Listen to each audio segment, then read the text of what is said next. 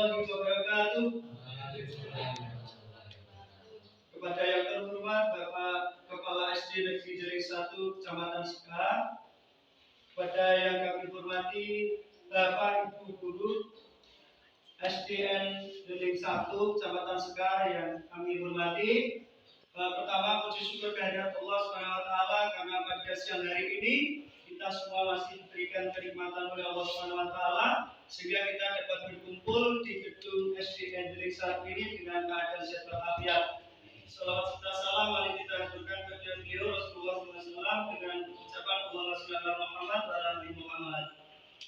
Bapak Ibu yang kami hormati, di sini saya Alimah Muti akan membuat tugas 1.4 yaitu budaya positif, di mana saya kali ini mengikuti kegiatan program guru negara angkatan 10 yang mendapat tugas di modul 1.4 ini, yaitu aksi nyata tentang menyebarkan pembangunan kepada rekan guru di SD Negeri Deling 1 Kecamatan Sekar, Kabupaten Bojonegoro. Namun sebelum saya mulai presentasi, saya mohon izin untuk Bapak Kepala Sekolah SD Negeri Deling 1 untuk memberikan sepatah kata atau arahan kepada kami, pada saya tentunya, agar presentasi yang akan saya lakukan ini dapat berjalan dengan lancar. Kepada Bapak Kepala SD Negeri Deling 1, Bapak Sujono, kami silakan.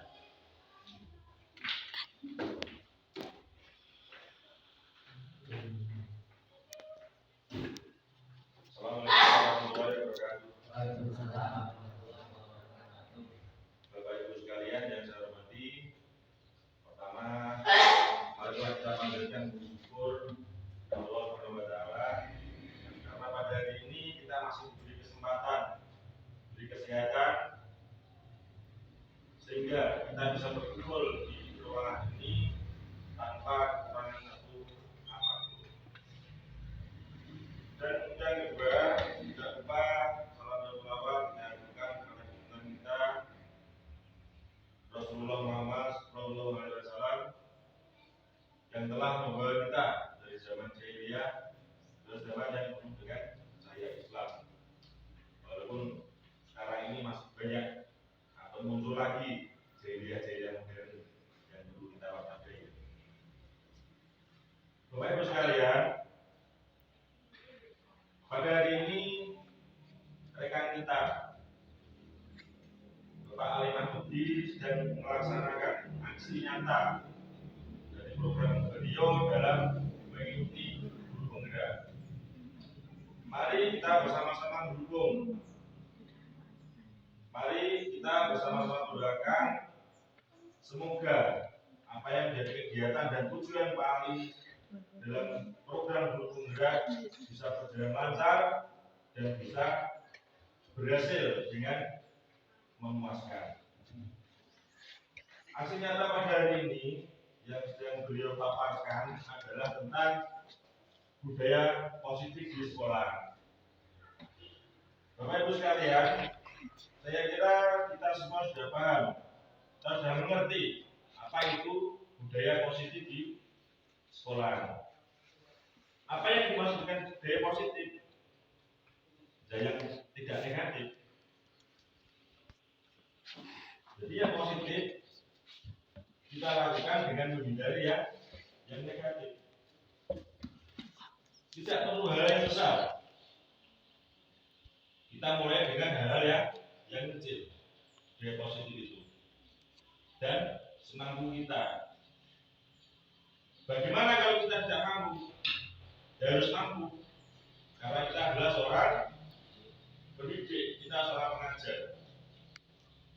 Dalam kegiatan kita sehari-hari, selain mengajar anak-anak kita juga harus berkewajiban mendidik mereka yang berkaitan dengan nilai-nilai positif dalam kehidupan di sekolah, di keluarga maupun bermasyarakat. Salah satu contoh kecil budaya positif di sekolah adalah bagaimana kita memberikan contoh-contoh nyata kepada anak didik kita. Contohnya, ketika kita sedang minum atau makan, jangan sampai kita lakukan dengan berjalan, saudara-saudara. Karena itu nanti bisa dicontoh oleh anak didik kita. Dan pas nang omah, muridnya dikandani bapake, bantai, guruku yo ngono semua. Makanya dari hal itu bagaimana kita harus bisa memberikan contoh-contoh dan menanamkan budaya positif kepada anak didik kita. Contoh kecil lagi yang sering kita sepelekan, sapu di sekolahan, dalam kelas. Bagaimana kita melakukan penataan? Sapu yang hitam dari serabut kelapa atau dari serabut aren yang hitam itu kalau kita sandarkan ke tembok dengan serabutnya di bawah dalam jangka waktu yang lama, maka serabutnya akan lekuk, bengkong, menyapu gak enak. Nah, bagaimana kita menanamkan budaya positif dari hal itu? Ya, sapu itu kita buatkan candelan, bebek paku. Bagaimana kita merawat sapu itu sehingga bisa dipakai dalam waktu jangka yang lama. Saya kira itu adalah yang sepele, tetapi jarang kita laksanakan, jarang kita lakukan. Semoga dari hal kecil yang kita lakukan bisa berdampak positif, bisa ditiru oleh anak didik kita. Orang juri, mari kita mulai lagi. 1, 2, 3. Posisi yang selanjutnya, posisi guru yang nomor 4 adalah pemantau. Peraturan apa? Peraturannya apa? Apa yang telah kamu lakukan? Sanksi atau konsekuensinya apa? Biasanya guru menindak tegas perkataan Bapak Ibu guru sehingga anak itu akan mengingat-ingat. Apa ya peraturannya? Ketika saya berambut panjang, apa ya ketika saya ini tidak memakai baju seragam hari ini? Apa ya sanksinya kalau saya bertengkar dengan teman? Kemudian yang kelima adalah posisi sebagai manajer. Ini tentunya yang harus kita amati Bapak Ibu, bahwa posisi sebagai manajer di sini adalah posisi di mana guru berbuat sesuatu bersama dengan murid, mempersilahkan murid mempertanggungjawabkan perilakunya, mendukung murid agar dapat menemukan solusi atas permasalahannya sendiri. Di manajer, murid diajak untuk menganalisis kebutuhan dirinya maupun kebutuhan orang lain. Di sini penekanan bukan pada kemampuan membuat konsekuensi, namun dapat berkolaborasi dengan murid bagaimana memperbaiki kesalahan yang ada. Bapak Ibu, di sini adalah seorang guru memberikan tempat atau posisi kepada siswa, kepada murid, bahwa tindakannya ini konsekuensinya anak sendiri yang akan menggali. Anak akan mencari, anak akan mengingat-ingat ketika anak itu sedang melanggar keyakinan kelas, anak melanggar keyakinan sekolah. Di posisi manajer juga, anak akan membuat analisa kebutuhan dirinya maupun kebutuhan orang lain. Apa itu konsekuensinya? Namun dapat berkolaborasi dengan murid bagaimana memperbaiki kesalahan yang ada. Bagaimana kata-kata seorang manajer? Seorang manajer akan berkata, apa yang kita yakini, kembali keyakinan kelas. Apakah kamu meyakininya? Selanjutnya, jika kamu meyakininya, apakah kamu bersedia memperbaikinya? Jika kamu memperbaiki ini, hal ini menunjukkan apa tentang dirimu? Apa rencana kamu untuk memperbaiki hal ini? Bahwa di dalam posisi manajer, ini anak akan mengkolaborasikan dengan temannya. Anak akan menemukan jati dirinya. Anak tidak akan membuat kesalahan kepada temannya. Namun penekanannya bahwa anak itu sendiri yang akan mencari, anak itu sendiri yang akan memperoleh solusi atas perilaku dari perbuatannya. kontrol. Kasus siswa tidak memakai atribut lengkap saat upacara. Yang pertama, hormat pada bendera selama 1 jam. Ini merupakan posisi guru sebagai penghukum. Hormat pada bendera selama 1 jam. Kemudian posisi guru yang nomor 2, membuat rasa bersalah. Contohnya di sini adalah berapa kali ibu bapak harus memberitahu kamu, tapi kamu selalu saja mengecewakan ibu bapak. Posisi yang ketiga, teman, ayo dong ikuti aturan sekolah. Tolong bantu ibu bapak ya sekali ini ya. Sudah, tidak apa-apa, lain kali jangan diulangi lagi. Ketika kita melakukan posisi guru sebagai penghukum, apa Bapak Ibu yang terjadi pada siswa kita? Siswa kita akan selamanya mengingat kita saat kejadian itu. Mereka akan terkena, mereka akan mengingat. Di sini segi negatifnya anak yang terniat kepala benda mereka adalah hukuman ketika melanggar peraturan sekolah. Yang selanjutnya, kamu sudah melanggar aturan sekolah, kamu tahu konsekuensinya. Setelah upacara kamu beli atributnya ke koperasi dan jangan ulangi lagi. Ini sebagai pemantau. Mereka memposisikan itu tidak memberi hukuman, namun sebagai pemantau kita memberikan solusi secara nyata kepada anak didik kita. Padahal anak didik kita ini belum pasti siap. Ketika anak didik kita disuruh untuk membeli atribut di koperasi sekolah, belum tentu anak didik kita ini membawa uang. Belum tentu anak didik kita ini memiliki cukup uang untuk membeli atribut. Sehingga selanjutnya sebagai manajer, apakah kamu tahu kesalahanmu? Kira-kira bagaimana kamu memperbaiki kesalahanmu? Di sini guru akan mempertanyakan tingkah laku siswa tadi. Ketika kamu keadaan salah, apakah kamu tahu apakah ini salah atau tidak? Anak akan berpikir sendiri. Anak akan mengingat-ingat dengan keyakinan kelas yang telah disepakati. Sehingga Bapak Ibu guru tidak perlu kita ini memberikan posisi sebagai penghukum dan pemantau. Kita akan memberikan solusi dan siswa sendiri akan menemukan solusinya.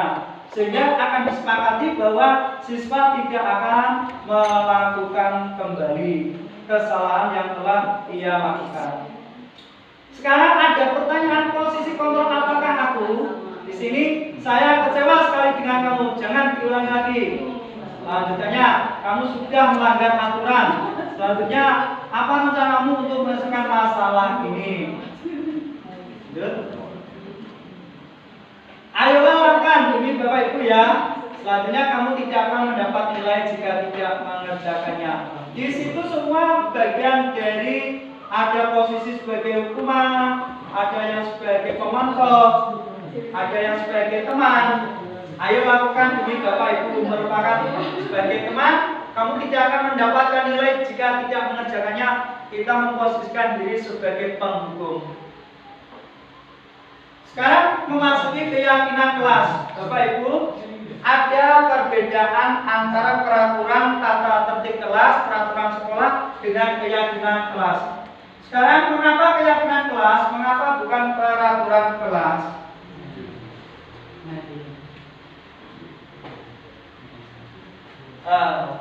Untuk penjelasannya, keyakinan kelas merupakan kesepakatan antara murid dan guru. Sedangkan peraturan berasal dari satu pihak saja, biasanya guru. Di sini perbedaan yang pertama, kalau keyakinan kelas ini merupakan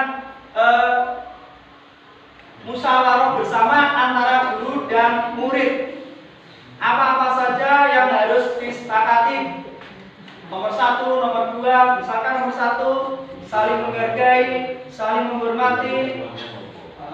Selanjutnya, kalau peraturan berasal dari satu pihak saja, biasanya guru-guru membuat peraturan.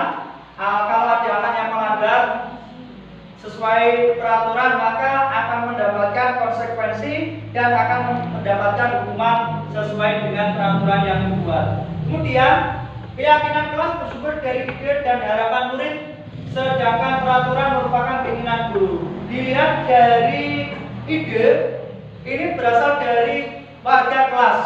Di dalam warga kelas ini semua akan tercurahkan di situ melalui kesepakatan bersama. Biasanya ini di awal pelajaran atau memasuki semester baru, seorang bapak ibu guru dan siswa membuat kesepakatan kelas apa yang seharusnya dilakukan. Hal positif biasanya tata tertib ketika awal masuk, berbaris di depan kelas, menyapa atau salam, kemudian duduk dengan tertib, berdoa. Kemudian jika ingin bertanya kepada bapak ibu guru, mengangkat atau mengajukan tangan sambil mengucapkan mohon izin, mohon maaf, dan selanjutnya, sehingga ada nilai-nilai positif yang telah disepakati. Kemudian jika ingin anak itu keluar, permisi bapak ibu, mohon izin bapak ibu, saya ingin ke belakang dan sebagainya, harus ada kata-kata yang telah disepakati bersama. Kemudian keyakinan kelas bersifat lebih abstrak dan berupa nilai-nilai kebajikan yang bersifat universal, sedangkan mereka lebih rinci namun bersifat kaku. Keyakinan kelas ini kita akan lebih luas bapak ibu, kita akan lebih luas sehingga dengan keyakinan kelas anak tidak akan merasa tertekan, guru juga tidak akan merasa jenuh. Anak atau siswa sekarang saat ini banyak sekali yang tidak mendengarkan penjelasan saat guru. Maka di dalam kesepakatan kelas, di dalam membuat keyakinan kelas harus ada ketika bapak ibu guru sedang menjelaskan, maka siswa harus mendengarkan. Kemudian juga bisa dilanjutkan lagi, ketika siswa bertanya, maka siswa yang lain tidak boleh membantah, tidak boleh memberikan sanggahan, namun harus mendengarkan.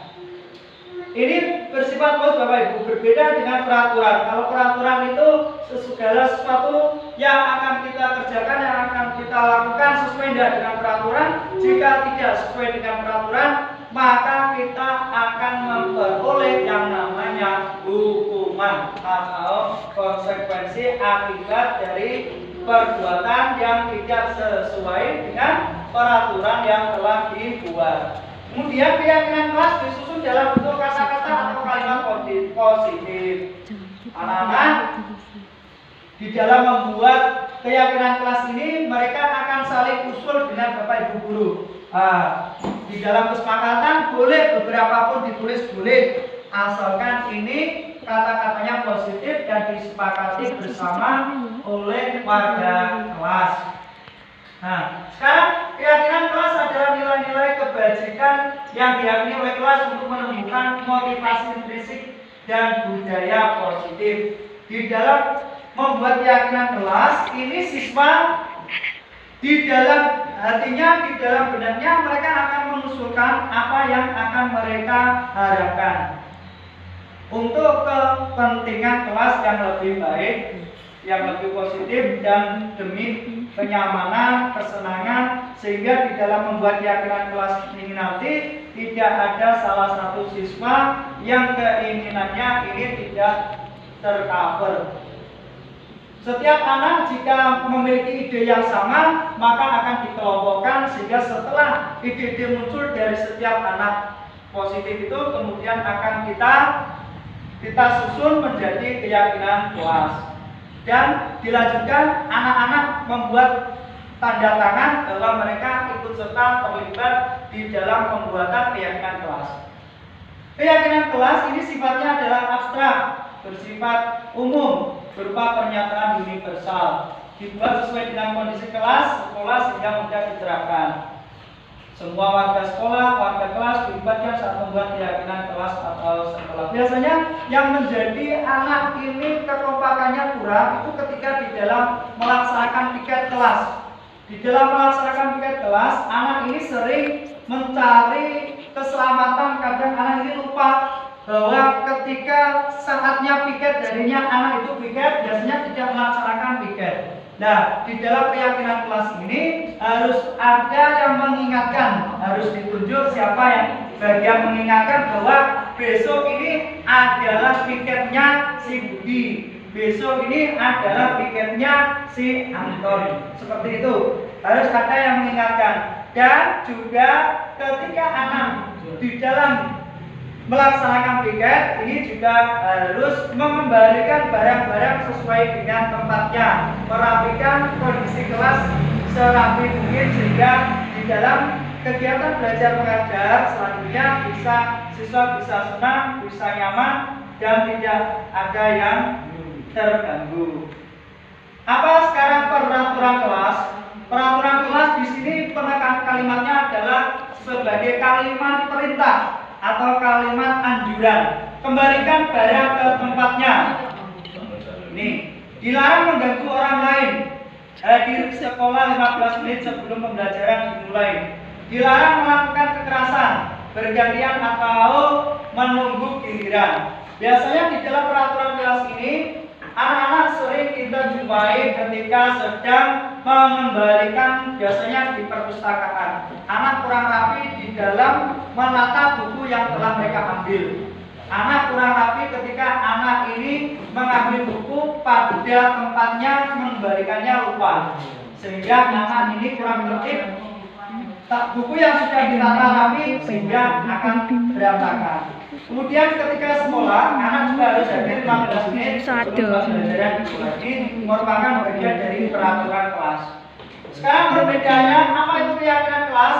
Setiap anggota kelas harus memperoleh belajar. Setiap kelas, anggota kelas memperoleh jiwa rasa senang. Senang dalam melaksanakan tugas, senang dalam mengerjakan piket, senang ketika disuruh Bapak Ibu guru diberi tugas Bapak Ibu guru, senang. Untuk selanjutnya melakukan tugas-tugas yang diberikan oleh Bapak Ibu guru harus dilakukan, harus dikerjakan sesuai jadwal yang telah ditentukan. Selanjutnya saling menghargai. Ini penting sekali Bapak Ibu, saat ini siswa kita ini di dalam etika, di dalam kehidupan sehari-hari, karena adanya informasi-informasi saat ini sehingga etika anak ini, ada anak ketika berbicara dengan Bapak Ibu guru biasanya ada ya, karena kita memposisikan sebagai teman sehingga anak ini kadang lupa bahwa dia ini sebetulnya berkomunikasi dengan Bapak Ibu guru. Terkadang ada hal-hal yang kurang pas atau kurang positif.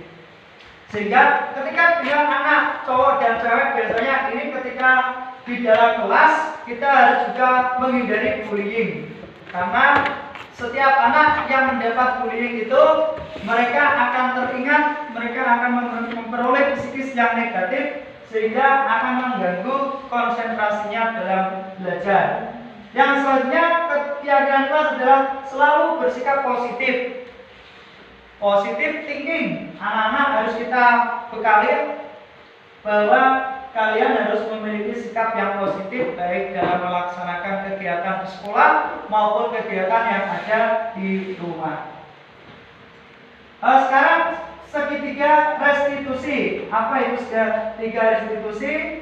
Nanti akan dipaparkan penjelasannya dalam slide berikutnya, yaitu suatu proses dialog yang dijalankan guru atau orang tua agar menghasilkan murid yang mandiri dan bertanggung jawab. Ketika anak memperoleh kewajiban dari seorang guru, anak memperoleh tugas dari seorang bapak guru, anak akan tugasnya dalam kelas, mereka akan menjadi anak yang mandiri, anak yang tidak selalu terpengaruh dengan temannya, selalu minta bantuan temannya. Dan ketika mereka mendapatkan tugas harus diselesaikan dengan penuh tanggung jawab. Sehingga sikap tanggung jawab inilah yang akan kita harapkan. Kemudian segitiga restitusi bentuknya adalah yang pertama yaitu menstabilkan identitas. Yang kedua adalah validasi tindakan yang salah. Yang ketiga menanyakan keyakinan. Pertama, Bapak Ibu menstabilkan identitas bahwa ketika sedang menjumpai anak, misalkan bertengkar, kita harus memperoleh informasi yang valid. Kemudian kita panggil anak itu. Kemudian kita tidak beritahu anak itu temannya yang melaporkan identitasnya tidak, kita beritahu, kita panggil, kita ajak ngomong-ngomong anak-anak. Misalkan yang bertengkar tadi adalah Budi dan Anton. Anton sedang menangis karena dihina oleh Budi, sehingga Budi kita harus panggil ke kantor, harus kita ajak komunikasi yang baik. Apa selanjutnya ketika Budi kita panggil, validasi tindakan yang salah, kita memanggil Anton tadi. Anton, kenapa kamu melakukan hal itu? Sehingga Anton harus menjelaskan perbuatannya. Kemudian kalau kamu itu tahu tidak kesalahan kamu, tahu ketika kamu tahu kesalahanmu, apa yang harus kamu lakukan. Misalkan seperti itu, misalkan minta maaf, mohon maaf, segera tidak mengulangi lagi. Dan di dalam menanyakan keyakinan, harus kita beri kepastian bahwa si Anton ini nanti tidak akan melakukan kesalahan yang sama dan tidak akan mengulangi lagi. Selanjutnya, berdasarkan prinsip pembuat kesalahan adalah bagian dari proses pembelajaran. Setiap anak, setiap orang pasti akan berbuat salah, pasti tidak akan lepas dari kesalahan. Ketika kita mengobrol saat memanggil sesuatu lagi, kita beri ucapan bahwa berbuat salah itu wajar, tidak ada manusia yang sempurna, sehingga anak ini tidak merasa dia sendiri yang berbuat salah. Sehingga anak ini ketika dia memperoleh gambaran ungkapan seperti itu, anak akan memperoleh ide, sehingga idenya tadi apa perbuatannya, anak akan muncul kesalahan-kesalahannya, mengapa kau berbuat seperti itu. Tidak ada manusia yang sempurna, ibu bapak juga pernah melakukannya. Contoh kecil, biasanya anak ini menyembunyikan sepatu temannya.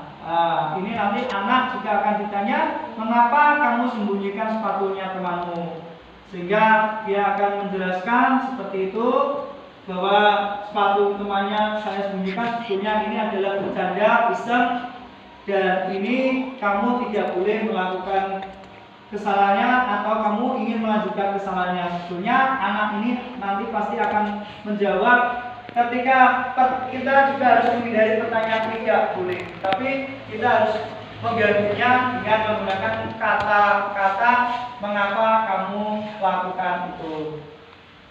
Kamu berhak merasa selanjutnya mencari siapa yang salah, tapi ingin mencari solusi dari permasalahan ini. Kamu berhak merasa begitu. Ketika anak ditanya oleh bapak ibu gurunya, anak akan menjelaskan posisi dia ketika melakukan kesalahan ini, apa alasannya, sehingga dampaknya seperti apa. Sekarang validasi tindakan yang salah. Berdasarkan prinsip setiap perilaku berupaya memenuhi kebutuhan tertentu. Setiap anak memperoleh perbuatan, melakukan perbuatan ini biasanya tidak sengaja. Ada yang disengaja dengan ada yang gurau. Karena mereka sebetulnya ingin memperoleh kebutuhan tertentu. Apa yaitu kamu pasti punya alasan mengapa melakukan hal itu. Padahal kamu bisa melakukan hal lebih buruk dari ini ya. Anak pasti akan kaget, saya sudah melakukan hal seperti ini, tapi kok masih bisa lebih buruk lagi, sehingga anak tadi masih memiliki kebanggaan. Ternyata masih ada perbuatan yang lebih buruk. Ini dalam hal mencari validasi tindakan yang salah, sehingga anak tadi akan muncul bahwa perbuatan yang dilakukan memang betul-betul salah, sehingga anak tadi akan merasa bahwa perbuatannya tidak akan dia ulangi lagi. Karena telah melindungi sesuatu yang penting bagimu, kamu melakukannya karena mempertahankannya sesuatu yang penting bagimu. Mengapa kamu melakukan hal seperti itu? Apakah hal ini penting untukmu? Jika pertanyaan seperti itu, anak pasti akan menjawab. Misalkan, ya Pak, bahwa temanku tadi yang menyembunyikan sepatu saya, sehingga saya marah, sehingga saya melaporkan kejadian ini kepada Bapak Ibu guru. Kemudian menanyakan keyakinan. Berdasarkan prinsip teori kontrol bahwa pada dasarnya kita termotivasi secara intrinsik. Motivasi intrinsik ini adalah motivasi yang timbul dari diri kita sendiri. Setiap orang memiliki dorongan untuk melakukan sesuatu, namun ketika sesuatu yang telah kita lakukan ini terkadang kita lupa. Sesuatu yang kita lakukan ini berujung negatif atau positif. Sehingga anak nanti akan mendapatkan informasi dari Bapak Ibu guru bahwa perbuatan yang telah dilakukan ini memiliki dampak. Dampaknya bagi orang lain atau memberikan dampak pada dirinya sendiri. Memberikan dampak bagi orang lain, bagi teman kalau positif itu lebih bagus. Tapi kalau memberikan dampak kepada teman atau orang lain negatif, maka hal ini yang harus kita perbaiki. Apa keyakinan kelas? Kita tanya seperti itu. Kita nilai-nilai apa yang telah disepakati bersama. Seperti apa gambaran kelas yang dia menurut kamu? Kamu ingin menjadi orang seperti apa? Pertanyaan-pertanyaan yang kita berikan di slide ini bahwa anak akan memperoleh pertanyaan dari Bapak atau Ibu. Nilai-nilai apa yang telah disepakati bersama ketika mereka bertengkar, ketika disebut di keyakinan kelas sudah dibuat, maka anak akan tahu bahwa anak tadi telah melanggar keyakinan kelas, yaitu tidak boleh bertengkar. Selanjutnya, kamu ingin menjadi orang seperti apa ketika anak itu, misalkan anak ini mengambil barang temannya, kemudian dikejar oleh temannya ketika larinya cepat. Itu kita juga pasti akan memperoleh gambaran bahwa anak tadi sebetulnya memiliki sisi yang baik, yaitu memiliki fisik yang kuat, yaitu bisa lari dengan cepat. Hal ini hal yang negatif kita perbaiki sehingga yang negatif biar tidak diulang lagi. Hal yang positif dari anak, mari kita kembangkan bahwa anak tadi memiliki memiliki kekuatan fisik yang luar biasa, sehingga anak ini bisa kita dorong di dalam materi pembelajaran lain seperti penjelasan sehingga anak bisa lari dengan cepat, dan ini anak juga akan memperoleh hal-hal yang positif bagi dirinya. Dalam penerapan program disiplin positif, hendaknya guru memiliki standar kepribadian profesional dan sosial di mana guru mampu merefleksi dirinya dalam posisi kontrol saat ini. Bagaimana perjalanan dunia sebagai among atau manajer yang menuntun murid-muridnya menjadi insan yang mandiri, merdeka, dan bertanggung jawab. Ketika seseorang guru di dalam 5 posisi kontrol ini, maka setelah ada gambaran dari penghukum, pemantau, teman, manajer, ini kita harus memposisikan diri kita sebagai manajer tentunya, karena di manajer itu kita memperoleh gambaran semua apa yang terjadi, apa alasan anak melakukan perbuatan seperti itu, sehingga kita bisa menuntun murid-muridnya menjadi insan yang mandiri, merdeka, dan bertanggung jawab. Murid-murid yang bertanggung jawab di sini perlu kita berikan acungan jempol Bapak Ibu bagi mereka yang sudah melaksanakan. Kita harus memberikan mereka, namun jangan penghargaan Bapak Ibu. Sekali lagi kita harus menghindari penghargaan, hadiah. Ini merupakan hal yang tidak baik bagi psikis anak kita. Biarlah mereka berjalan sesuai dengan apa adanya, alur sesuai dengan apa adanya, sehingga anak nanti mereka, kalau bagi yang mendapat penghargaan pasti mereka senang hanya sementara. Tetapi bagi anak-anak temannya yang tidak memperoleh penghargaan, anak-anak yang hanya sering mendapat hukuman, bahkan ada sebagian besar anak yang tidak memperoleh penghargaan, tidak memperoleh hukuman, ini anak akan bertanya-tanya. Sehingga untuk penghargaan ataupun hadiah harus kita hindari. Dari paparan yang saya buat ini, di dalam menyelesaikan permasalahan kita harus mengambil dengan pola segitiga restitusi, di mana kita akan menstabilkan identitas, kemudian kita akan validasi tindakan yang salah, kemudian kita akan menanyakan keyakinan pada siswa kita. Dari gambaran itu Bapak Ibu, mungkin ada hal-hal yang perlu kita refleksikan bersama. Anak tidak akan membuat kesalahan kepada temannya, namun penanganannya bahwa anak itu sendiri yang akan mencari, anak itu sendiri yang akan memperoleh solusi atas perilaku dari perbuatannya.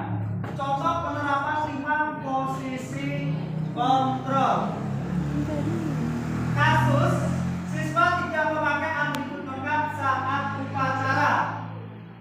Yang pertama, hormat pada bendera selama 1 jam. Ini merupakan posisi guru sebagai penghukum.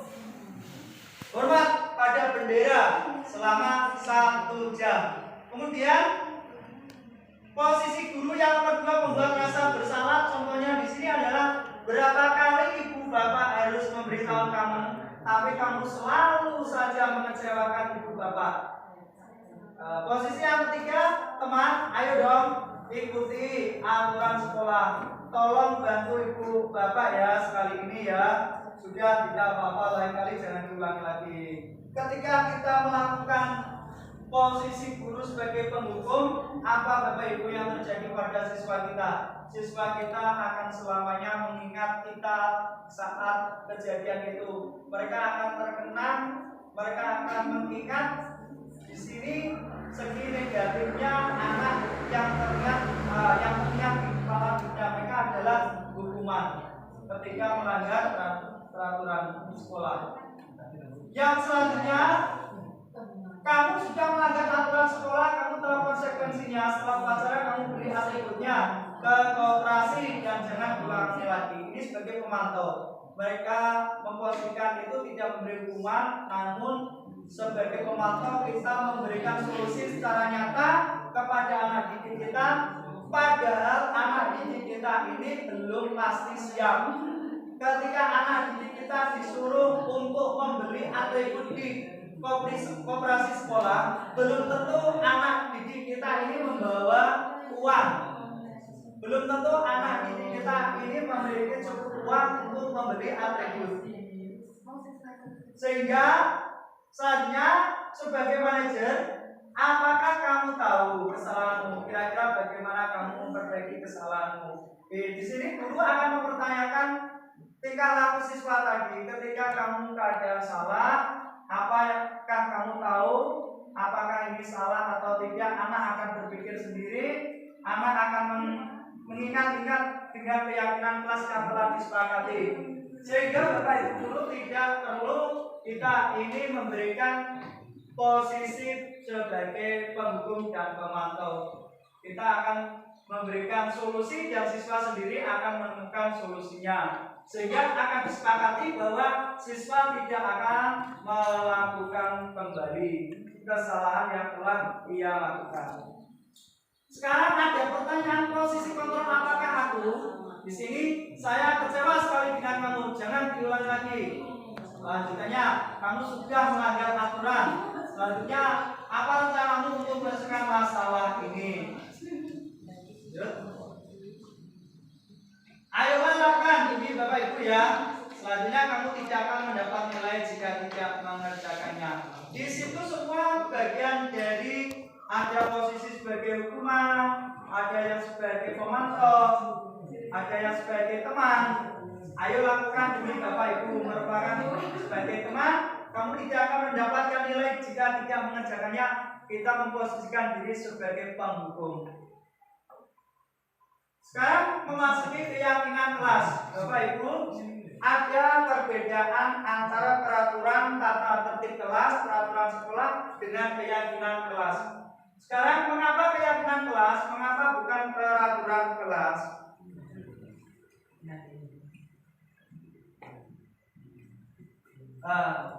Untuk penjelasannya, keyakinan kelas merupakan kesepakatan antara murid dan guru. Sedangkan peraturan berasal dari satu pihak saja, biasanya guru. Di sini perbedaan yang pertama, kalau keyakinan kelas ini merupakan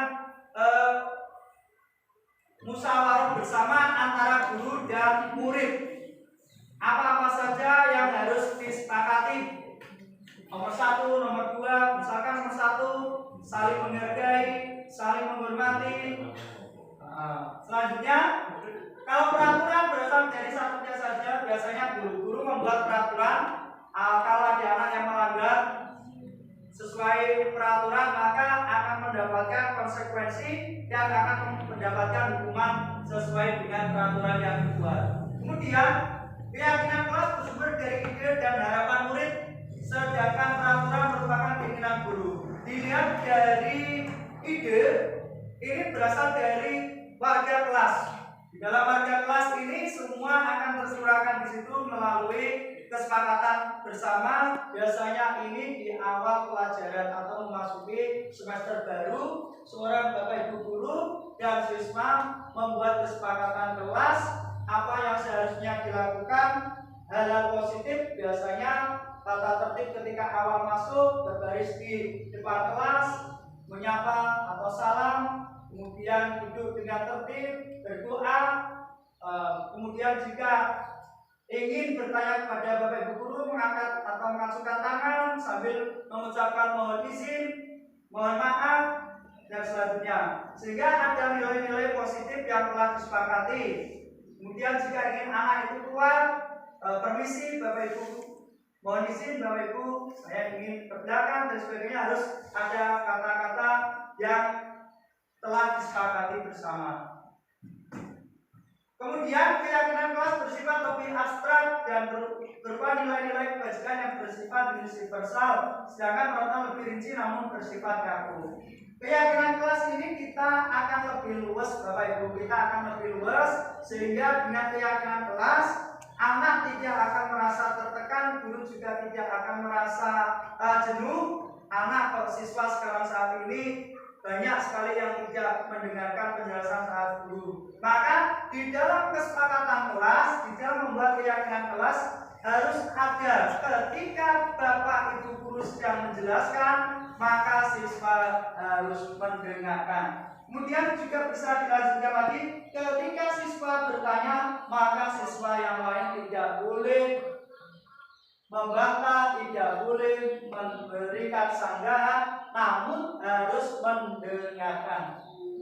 Ini bersifat luas bapak ibu, berbeda dengan peraturan. Kalau peraturan itu segala sesuatu yang akan kita kerjakan, yang akan kita lakukan sesuai dengan peraturan. Jika tidak sesuai dengan peraturan, maka kita akan memperoleh yang namanya hukuman atau konsekuensi akibat dari perbuatan yang tidak sesuai dengan peraturan yang telah dibuat. Kemudian keyakinan kelas disusun dalam bentuk kata-kata atau kalimat positif. Anak-anak di dalam membuat keyakinan kelas ini, mereka akan saling usul dengan bapak ibu guru. Di dalam kesepakatan boleh beberapa pun ditulis, boleh, asalkan ini kata-katanya positif dan disepakati bersama oleh warga kelas.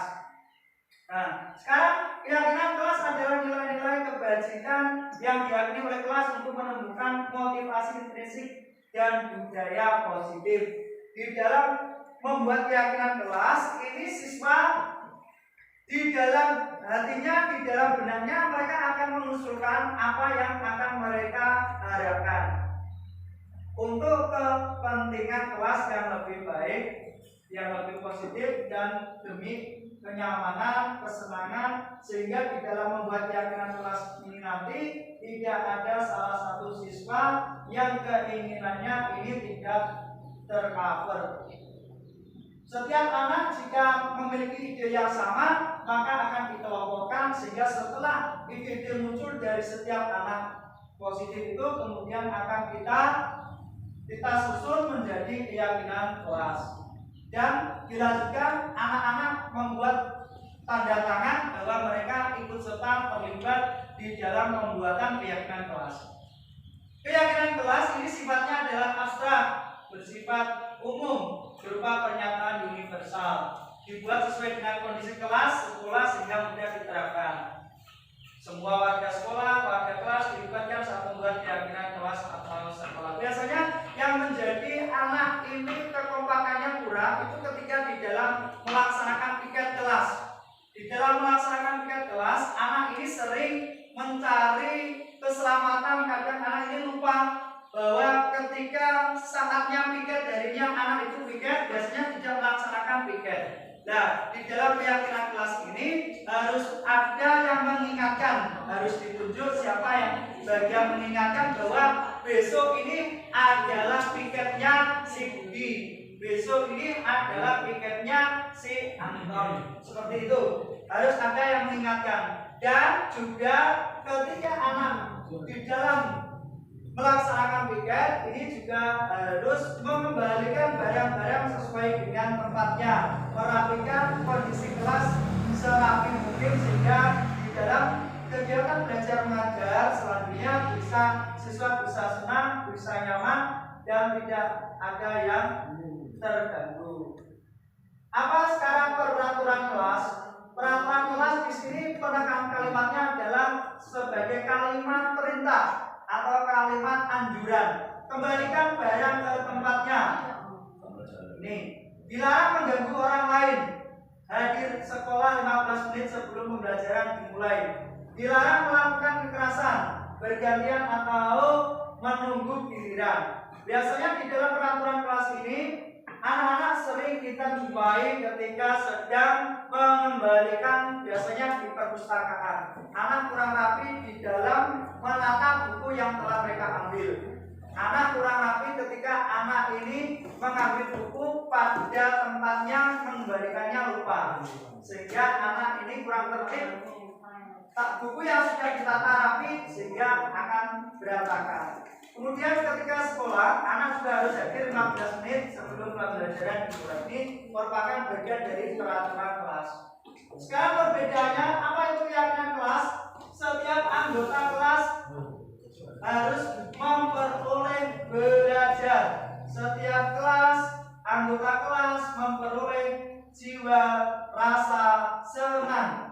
Senang dalam melaksanakan tugas, senang dalam mengerjakan piket, senang ketika disuruh Bapak Ibu guru, diberi tugas Bapak Ibu guru, senang. Untuk selanjutnya melakukan tugas yang diberikan oleh Bapak Ibu guru harus dilakukan, harus dikerjakan sesuai jadwal yang telah ditentukan. Selanjutnya saling menghargai. Ini penting sekali Bapak Ibu. Saat ini siswa kita ini di dalam etika, di dalam kehidupan sehari-hari, karena adanya informasi-informasi saat ini sehingga etika anak ini ada anak ketika berbicara dengan Bapak Ibu guru biasanya ada yang karena kita memposisikan sebagai teman sehingga anak ini kadang lupa bahwa dia ini sebetulnya berkomunikasi dengan Bapak Ibu guru. Terkadang ada hal-hal yang kurang pas atau kurang positif. Sehingga ketika dengan anak cowok dan cewek biasanya ini ketika di dalam kelas kita harus juga menghindari bullying. Karena setiap anak yang mendapat bullying itu mereka akan teringat, mereka akan memperoleh psikis yang negatif sehingga akan mengganggu konsentrasinya dalam belajar. Yang selanjutnya keyakinan kelas adalah selalu bersikap positif. Positive thinking, anak-anak harus kita bekali bahwa kalian harus memiliki sikap yang positif baik dalam melaksanakan kegiatan sekolah maupun kegiatan yang ada di rumah.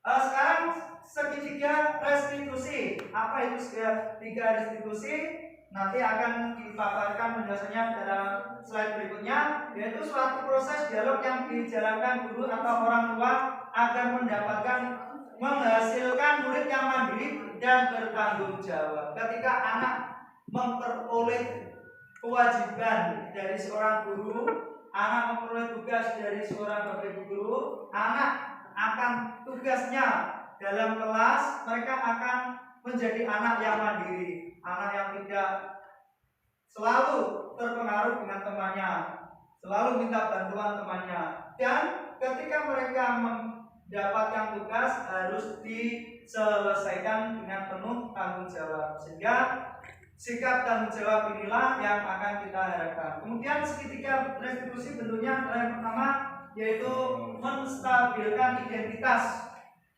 Yang kedua adalah validasi tindakan yang salah. Yang ketiga menanyakan keyakinan. Pertama, Bapak Ibu menstabilkan identitas bahwa ketika sedang menjumpai anak, misalkan bertengkar, kita harus memperoleh informasi yang valid, kemudian kita panggil anak itu, kemudian kita tidak beritahu anak itu temannya yang melaporkan identitasnya, tidak, kita beritahu, kita panggil, kita ajak ngomong-ngomong anak-anak.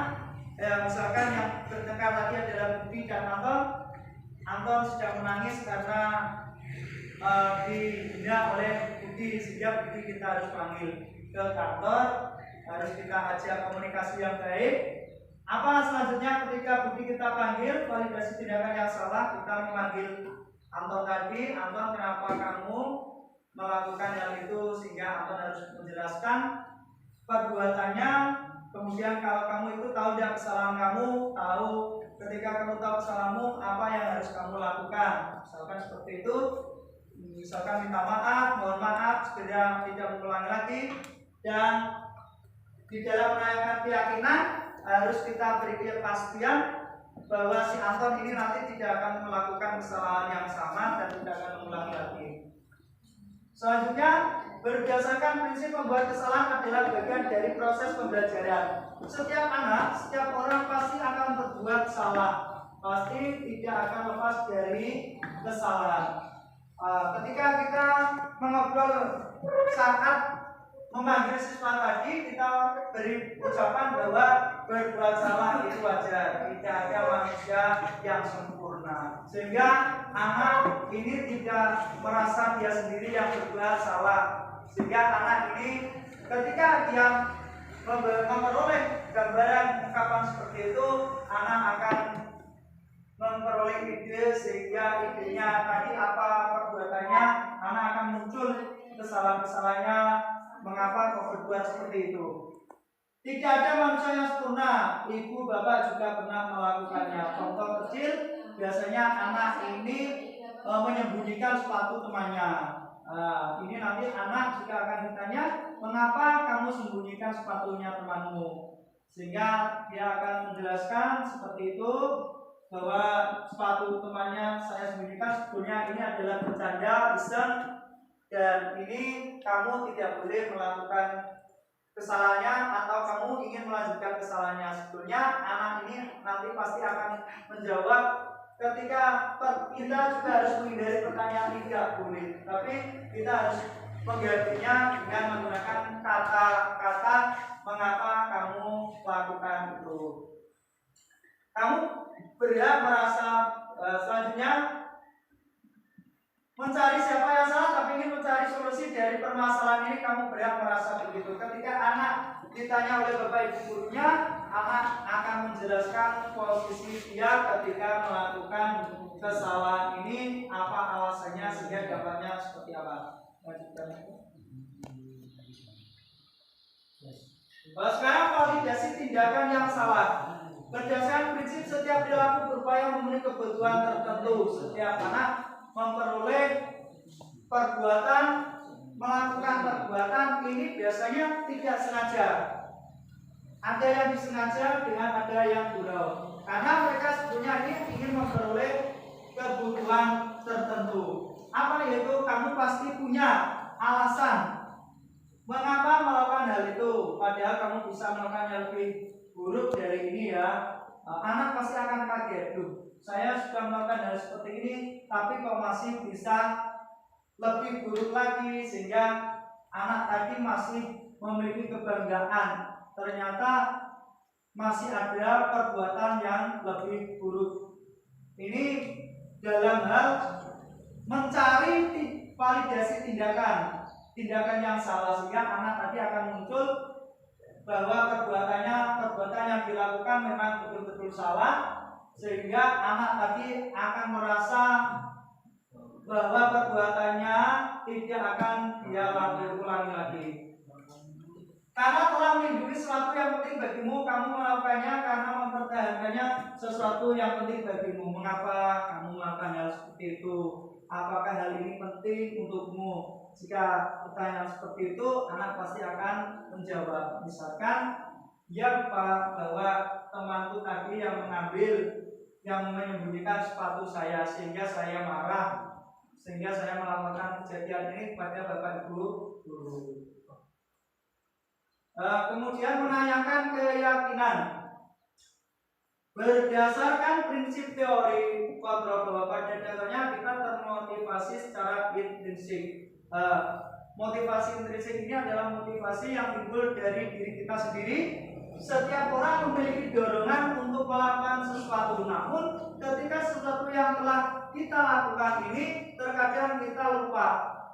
Sesuatu yang kita lakukan ini berujung negatif atau positif, sehingga anak nanti akan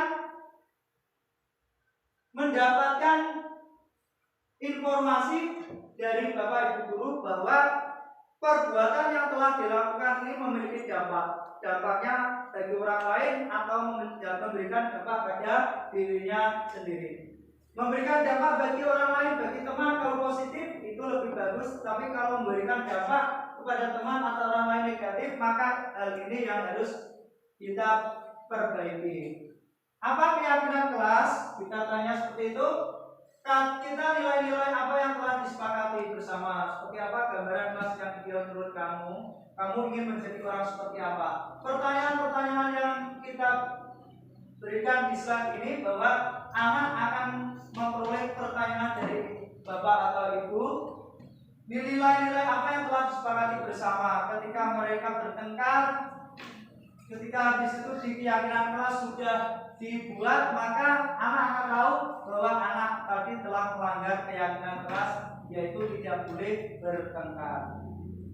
Selanjutnya, kamu ini menjadi orang seperti apa? Ketika anak itu, misalkan anak ini mengambil barang temannya, kemudian dikejar oleh temannya ketika larinya cepat, itu kita juga pasti akan memperoleh gambaran bahwa anak tadi sebetulnya memiliki sisi yang baik, yaitu memiliki fisik yang kuat, yaitu bisa lari dengan cepat.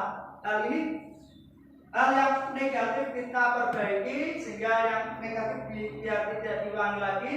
Hal yang positif dari anak, mari kita kembangkan bahwa anak tadi memiliki memiliki kekuatan fisik yang luar biasa, sehingga anak ini bisa kita dorong di dalam materi pembelajaran lain seperti penjelasan, sehingga anak bisa lari dengan cepat, dan ini anak juga akan memperoleh hal-hal yang positif bagi dirinya. Dalam penerapan program disiplin positif, hendaknya guru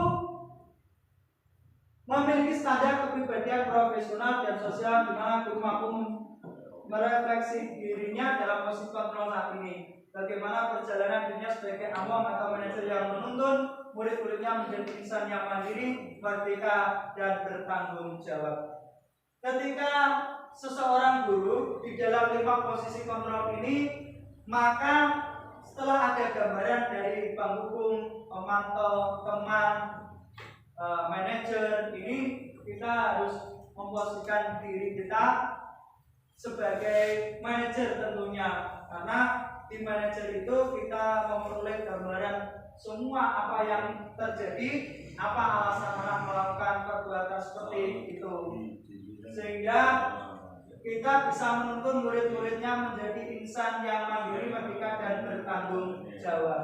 Murid-murid yang bertanggung jawab di sini perlu kita berikan acuan jempol Bapak Ibu. Bagi mereka yang sudah melaksanakan, kita harus memberikan mereka, namun jangan penghargaan Bapak Ibu. Sekali lagi kita harus menghindari penghargaan, hadiah. Ini merupakan hal yang tidak baik bagi psikis anak kita. Biarlah mereka berjalan sesuai dengan apa adanya, alur sesuai dengan apa adanya, sehingga anak nanti mereka, kalau bagi yang mendapat penghargaan pasti mereka senang hanya sementara. Tetapi bagi anak-anak temannya yang tidak memperoleh penghargaan, anak-anak yang hanya sering mendapat hukuman, bahkan ada sebagian besar anak yang tidak memperoleh penghargaan, tidak memperoleh hukuman, ini anak akan bertanya-tanya, Sehingga untuk penghargaan ataupun hadiah harus kita hindari. Dari paparan yang saya buat ini, di dalam menyelesaikan permasalahan kita harus mengambil dengan pola segitiga restitusi, di mana kita akan menstabilkan identitas, kemudian kita akan validasi tindakan yang salah, kemudian kita akan menaikkan keyakinan pada siswa kita. Dari gambaran itu Bapak Ibu, mungkin ada hal-hal yang perlu kita refleksikan bersama setelah kegiatan ini. Namun penjelasan dari saya kurang lebihnya seperti itu Bapak Ibu ya. Oleh-oleh yang saya peroleh di modul 1.4 aksi nyata tentang budaya positif. Sehingga harapannya ketika memperoleh materi ini, saya juga harus menerapkan bagian dari modul 1.4 ini, terutama di sekolah SD Negeri Deling 1 ini. Terutama anak-anak yang sudah disiplin, mari kita tingkatkan kedisiplinannya. Ketika anak-anak belum membersihkan halaman, membersihkan kelas kurang baik, mari kita tingkatkan sehingga kedepannya SD Negeri Deling 1 ini bisa menjadi SD yang lebih baik, SD yang maju, unggul, dan sebagainya. Bagi anak-anak yang sudah memiliki jiwa positif, mari kita tingkatkan. Dan bagi anak-anak yang merasa mereka itu biasanya kurang percaya diri, anak-anak yang masih memiliki malu, bahkan bertanya tidak berani, mengungkapkan ide tidak mau, ditanyain, mari kita bangkitkan bersama dengan segitiga restitusi ini dan menerapkan posisi kita sebagai manajer, sehingga anak didik kita akan terbiasa menjalankan tugas sebagai siswa dengan baik. Sehingga harapannya SD Negeri Deling 1 ini bagian dari sekolah SD yang menerapkan profil pelajar Pancasila, sehingga kedepannya anak-anak menjadi insan yang beriman dan bertakwa, berakhlakul karimah. Ini harapan kita semuanya, memiliki rasa saling menghargai, menghormati anak-anak, mengetahui apa itu keyakinan kelas, apa itu peraturan, apa itu hukuman, apa itu penghargaan, sehingga anak-anak akan menjadi anak yang lebih positif. Demikian yang dapat saya sampaikan, kurang lebihnya mohon maaf. Akhir kata, wassalamualaikum warahmatullahi wabarakatuh.